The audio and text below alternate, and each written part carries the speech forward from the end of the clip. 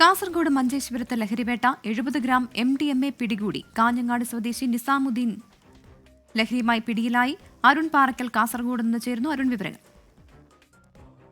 മഞ്ചേശ്വരം പോലീസിന് ലഭിച്ച രഹസ്യവിവരത്തിന്റെ അടിസ്ഥാനത്തിലാണ് ഈ പ്രതിയെ MDMAയുമായി പിടികൂടിയത്.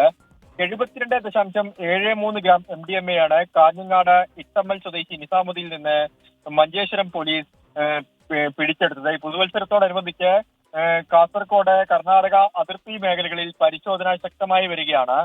ഇയാൾ ഇവിടേക്ക് കാസർഗോഡ് ജില്ലയിലേക്ക് വിൽപ്പനയ്ക്കായി എത്തിച്ചതാണ് MDMA എന്നാണ് പോലീസ് നൽകുന്ന വിവരം. എന്തായാലും മഞ്ചേശ്വരം പോലീസിന്റെ കസ്റ്റഡിയിലാണ് പ്രതി ഇപ്പോഴുള്ളത്. പ്രവിത, ശരി.